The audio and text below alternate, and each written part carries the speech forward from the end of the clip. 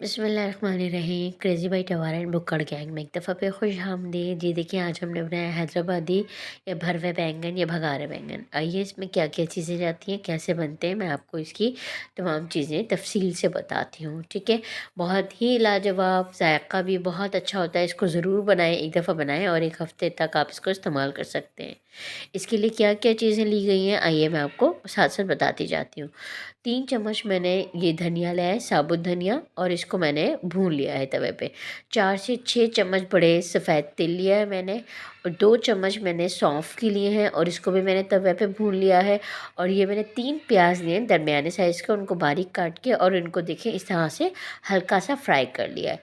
और 1 कटोरी तकरीबन मूँगफली लिया है, उसको भी भून लिया है। और खसखस या खसखाश आप जो भी बोलते हैं, 2 चम्मच लिए मैंने और उसको भी भून लिया है। ज़ीरा लिया है 2 चम्मच, उसको भी भून लिया है।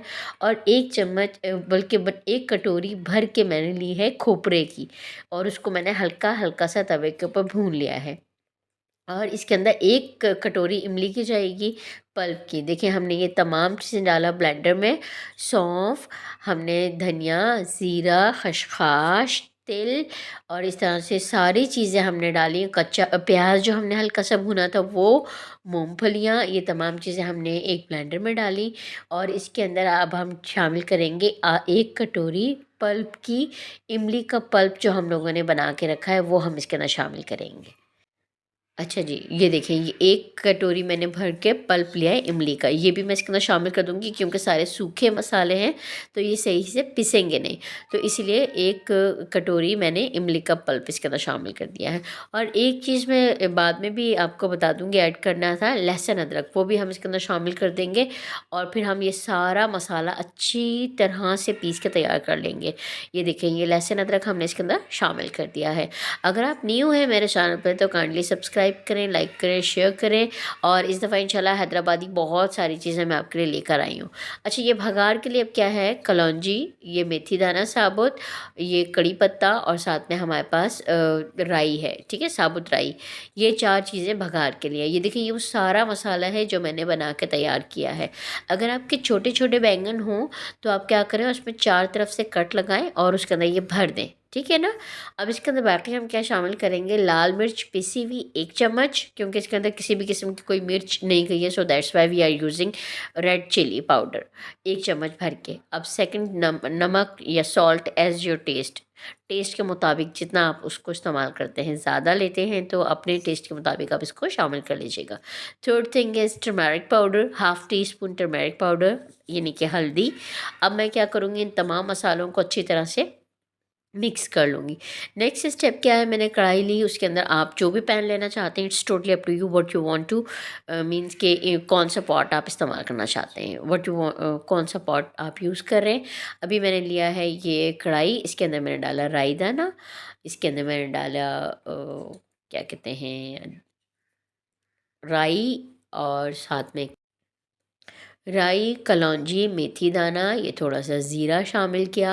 अब हम इनको थोड़ा-सा कलकाएँगे, कलका के जैसे ही ये चारों मसाले कलक जाएँगे, फिर हम इसके अंदर शामिल करेंगे कड़ी पत्ता, जो कि हमने पहले से धो के और रखा हुआ है। ये देखें, ये हमारा कड़ी पत्ता इसके अंदर शामिल कर दिया हमने। अब इस स्टेज पे देखिए, मैंने बैंगन जो है ना गोल-गोल काट लिए, क्योंकि मेरे काफ़ी बड़े-बड़े बैंगन थे। अगर आपके छोटे बैंगन हों तो आप क्या करें, उसके अंदर चीरा लगा के और उसके अंदर जो मसाला हमने बनाया है खोपरे वाला, वो उसके अंदर भर के पहले वो भून लें, फिर मसाला ऊपर से डाल दें। लेकिन चूँकि हमारे पास बड़े-बड़े बैंगन थे तो उसको मैंने बीच में से गोल-गोल काट लिया है। तो मैंने अब क्या किया, बैंगनों को मैं इतना भूनूँगी कि बस इनका थोड़ा-सा कलर चेंज हो जाए।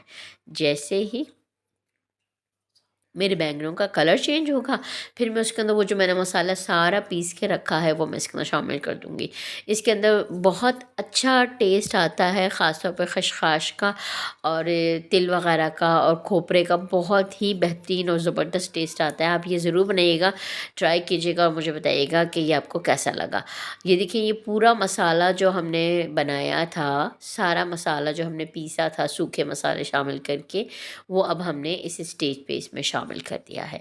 अब हम क्या करेंगे, इस मसाले के अंदर जो थोड़ा सा मसाला बाकी बचा है उसमें थोड़ा सा पानी डाल के और वो भी इसके अंदर शामिल कर देंगे, सारा मसाला शामिल कर देंगे और फिर हम इसको इतना भूनेंगे कि ऑयल छोड़ दे हमारे सारे मसाले। ये देखिए अच्छी तरह से भून चुके हैं, लेकिन अभी थोड़ी सी मैंने देखा था तो बैंगनों में कसर थी, तो इसके लिए मैंने क्या किया, थोड़ा सा पानी और शामिल किया। शामिल करके ये थोड़ा सा मैंने पानी शामिल किया है।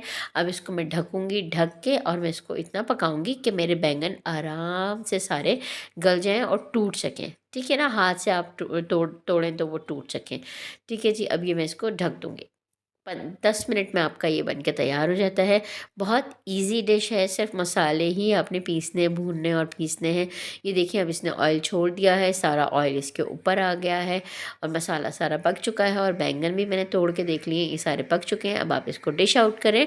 डिश आउट करके चाहें तो आप इसको रोटी के साथ खाएँ, चाहें तो आप इसको आप उबले हुए चावलों के साथ भी खा सकती हैं। अगर आप शादियों वगैरह में जाते हैं तो यही वाला भगारे बैंगन आपको दिए जाते हैं। देखिए कॉर्नर्स के ऊपर ऑयल भी आ गया है, ये वही भगारे बैंगन है। एक दो डिशेज़ और मैं आपके लिए इसी तरह से हैदराबाद की लेकर आ रही हूँ। आप लोग इंजॉय करें, खाएं पिएँ और मेरे साथ इसी तरह से जुड़े रहें और मेरी हौसला अफजाई करते रहें और ये आप इंजॉय करें जैसे कि हमने इंजॉय किया है। नाश्ते में भी ये बहुत मज़े का लगता है। आजकल तो हम इसको पराठों के साथ भी बहुत इंजॉय कर रहे हैं और ये बहुत मज़ा करता है पराठों के साथ भी। ठीक है जी, thank you so much. Like करें, सब्सक्राइब करें, शेयर करें ताकि मैं इसी तरह न्यू न्यू डिशेज़ ला सकूँ। अल्लाह हाफ़िज़।